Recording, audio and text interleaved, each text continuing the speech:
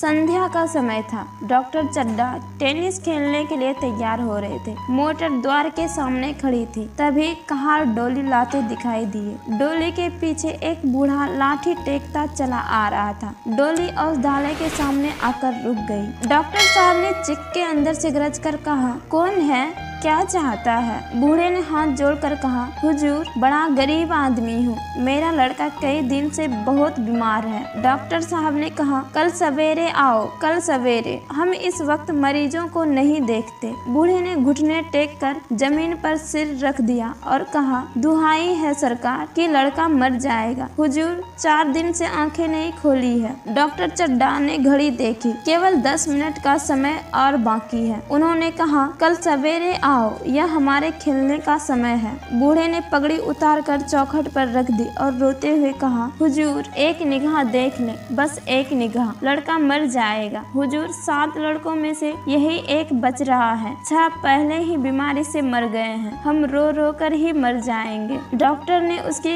बातों की ओर ध्यान नहीं दिया। उन्होंने धीरे से चिक उठाई और वे बाहर निकलकर मोटर की तरफ बढ़ चले। बूढ़ा यह कहते हुए उनके पीछे दौड़ा, सरकार, बड़ा धर्म होगा। हुजूर, दया कीजिए, लड़के को छोड़कर इस संसार में मेरा कोई और नहीं है। डॉक्टर साहब ने मुंह फेर लिया, उसकी तरफ देखा तक नहीं। मोटर में बैठकर बोले, कल आना। मोटर चली गई। बूढ़ा कई मिनट तक मूर्ति की तरह खड़ा रहा। डोली जिधर से आई थी उधर ही चली गई। यहाँ से निराश होकर वह फिर किसी डॉक्टर के पास न गया। उसी रात हंसता खेलता 7 साल का बालक इस संसार से सिधार गया। बूढ़े माँ बाप के जीवन का आधार छिन गया। कई साल गुजर गए। डॉक्टर चड्डा ने खूब यश और धन कमाया। उनके 2 बच्चे थे, एक लड़का और एक लड़की। लड़की का विवाह हो चुका था। लड़का कॉलेज में पढ़ता था। उसका नाम था कैलाश। कैलाश की आज 20वीं सालगिरह थी। कैलाश ने अपने सभी सहपाठी मित्रों को बुलाया था।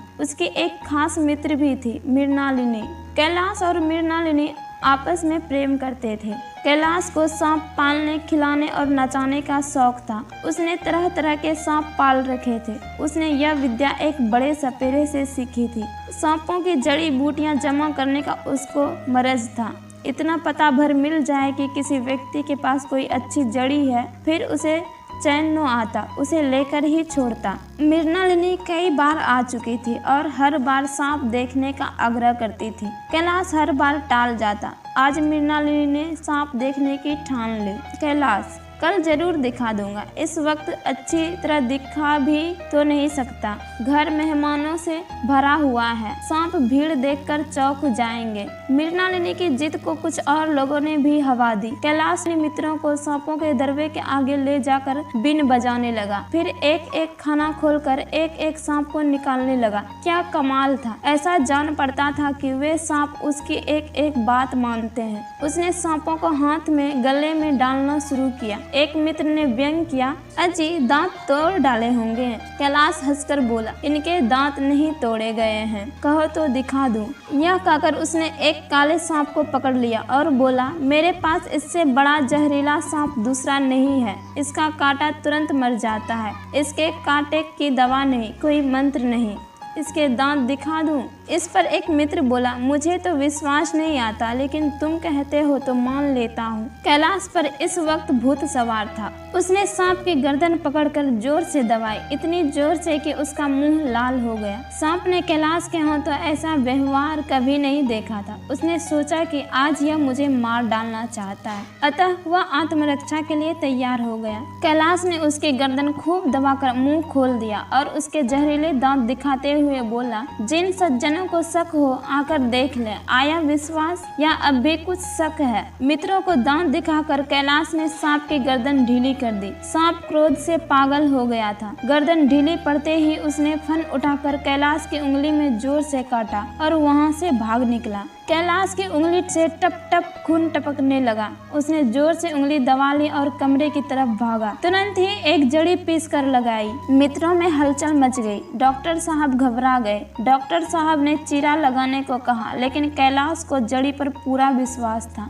एक ही मिनट में कैलाश की आंखें झपकने लगी, होठों पर नीलापन दौड़ने लगा। एक महाशय बोले, कोई मंत्र झाड़ने वाला मिले तो संभव है जान बच जाए। एक मंत्र झाड़ने वाला आया भी, मगर कैलाश की सूरत देखकर उसे मंत्र चलाने की हिम्मत न पड़ी। बोला, अब क्या हो सकता है सरकार, जो कुछ होना था हो चुका। घर के सभी लोग रोने लगे। शहर से कई मील दूर एक छोटे से घर में एक बूढ़ा और बुढ़िया की रात काट रहे थे। मिट्टी के तेल के एक कुप्पी ताक पर जल रही थी। बुढ़िया दिन भर उपले और सूखी लकड़ियां बटोरती थी। बूढ़ा रस्सी बांटकर बाजार में बेच आता था। यही उनकी जिंदगी थी। किसी ने द्वार पर आवाज दी, भगत भगत, क्या सो गए? जरा किवाड़ खोलो। भगत ने उठकर किवाड़ खोल दिए। एक आदमी ने अंदर आकर कहा, कुछ सुना? डॉक्टर चड्ढा के लड़के को सांप ने काट लिया है। तुम चाहो तो चले जाओ, आदमी बन जाओगे, खूब पैसा मिलेगा। बूढ़े ने कठोर भाव से सिर हिलाकर कहा, मैं नहीं जाता, मेरी बला से मरे। मैं उस डॉक्टर को खूब जानता हूँ। मेरा लड़का अंतिम सांसें गिन रहा था। मैं भैया को लेकर उन्हीं के पास गया था। डॉक्टर साहब खेलने जा रहे थे। मैं पैरों पर गिर पड़ा कि एक नज़र देख लीजिए, मगर उसने सीधे मुंह बात तक नहीं की। अब जान पड़ेगा कि बेटे का गम कैसा होता है। उस वक्त मेरी आंखों में आंसू निकल पड़े थे, पर उन्हें तनिक भी दया न आई थी। तो नहीं जाओगे? हमने जो सुना था उसे कह दिया। अच्छा किया, अच्छा किया, कलेजा ठंडा हो गया। तुम जाओ, आज चैन की नींद सोऊंगा, एक चिलम और पीऊंगा। अब मालूम होगा लाला को, सारी साहबी निकल जाएगी। हमारा क्या बिगड़ा लड़के के चले जाने से? कोई राज तो नहीं चला गया? जहाँ 6 बच्चे गए वहाँ एक और चला गया। तुम्हारा तो राज सुना हो जाएगा। उसी के वास्ते सबका गला दबा दबा कर धन जोड़ा था ना। अब क्या करोगे? आदमी चला गया। भगत ने किवाड़ बंद कर दिया। भगत के लिए यह जीवन में पहला अवसर था कि ऐसा समाचार पाकर भी वह बैठा रह गया। 80 वर्ष के जीवन में ऐसा कभी न हुआ था कि सांप की खबर सुनकर वह दौड़कर न गया हो। कैसा भी मौसम हो, लेन देन का विचार कभी मन में नहीं आया। बुढ़िया सो चुकी थी। बूढ़े का मन भारी हो रहा था। उसे चैन न आ रहा था। ऐसा लग रहा था जैसे उसकी कोई चीज खो गई हो। बूढ़ा खड़ा हो गया। उसने अपनी लकड़ी उठाई और धीरे से किवाड़ खोल बाहर निकल गया। एक आदमी ने पूछा, कहाँ जाते हो? कहीं नहीं, देखता था कि कितनी रात है। अभी बहुत रात है, सो जाओ। नींद नहीं आती। नींद काहे को आएगी? मन तो चड्ढा के घर लगा हुआ है। चड्ढा ने हमारे साथ कौन सी नेकी कर दी है जो वहाँ जाऊं? पागल नहीं हूँ जो मेरे लिए कांटे बोए उसके लिए फूल बोता फिरूं। आदमी चला गया। भगत ने किवाड़ लगा दिए और फिर आकर बैठ गया। उसने फिर किवाड़ खोले, इतने धीरे कि बुढ़िया को खबर भी न लगे। बाहर निकल आया। भगत ने आगे पैर बढ़ाया। भगत लाठी खटखट करता लपका चला जा रहा था। उसके मन में कई बार आया कि न जाएं, रुक जाएं, लेकिन अंतर्मन उसे आगे ठेल रहा था। इतने में 2 आदमी आते दिखाई दिए। दोनों बातें करते चले आ रहे थे। चड्ढा बाबू का घर उजड़ गया। वही तो एक लड़का था। भगत के कान में यह आवाज पड़ी। उसकी चाल और भी तेज हो गई। वह दौड़ने लगा। अपनी उम्र में वह इतना तेज कभी न दौड़ा था। इतने में उसे चड्ढा साहब का घर दिखाई दिया। रात के 2 बज चुके थे। मेहमान विदा हो चुके थे। सभी रो रो कर थक चुके थे। सहसा भगत ने द्वार पर पहुंचकर आवाज दी, डॉक्टर साहब बाहर आइए। देखा, एक बूढ़ा आदमी खड़ा है। कमर झुकी हुई है। पोपला मुंह भौहें तक सफेद हो गई है। लकड़ी के सहारे कांप रहा है। बूढ़े ने कहा, भैया कहाँ है? जरा मुझे दिखा दीजिए। चड्ढा ने कहा, चलो देख लो, मगर 3-4 घंटे हो गए। जो कुछ होना था सो हो चुका। बहु तेरे झाड़ने फूकने वाले देखकर चले गए। डॉक्टर को आशा तो नहीं थी। वे भगत को अंदर ले गए। उसने कैलाश की हालत 1 मिनट तक देखी, फिर मुस्कुराकर कहा, अभी कुछ नहीं बिगड़ा है बाबूजी, आप पानी का इंतजाम करवाइए। लोगों ने पानी भर भर कर कैलाश को नहलाना शुरू कर दिया। बूढ़ा भगत खड़ा मुस्कुरा मुस्कुरा कर मंत्र पढ़ रहा था। एक बार मंत्र समाप्त हो जाता तब वह एक जड़ी कैलाश को सुंघा देता। इस तरह न जाने कितने घड़े कैलाश के सिर पर डाले गए और न जाने कितने मंत्र भगत ने फूके। सुबह होते होते कैलाश ने लाल लाल आंखें खोली, अंगड़ाई ली और पीने को पानी मांगा। यह देख भगत वहां से निकलकर घर की तरफ लपका। यहाँ चारों ओर भगत की तलाश होने लगी और भगत लपका हुआ चला जा रहा था कि बुढ़िया के उठने के पहले घर पहुँच जाए। जब मेहमान लोग चले गए तो डॉक्टर साहब ने नारायणी से कहा, बूढ़ा न जाने कहाँ चला गया। एक चिलम तंबाकू का भी हकदार न हुआ। नारायणी,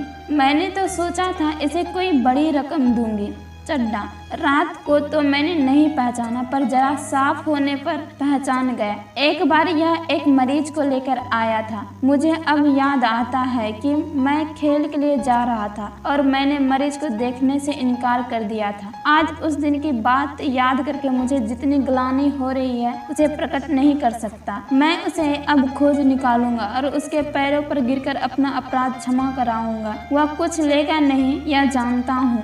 उसका जन्म यश की वर्षा करने ही के लिए हुआ है। उसकी सज्जनता ने मुझे ऐसा आदर्श दिखा दिया है कि जो अब से जीवन प्रयत्न मेरे सामने रहेगा।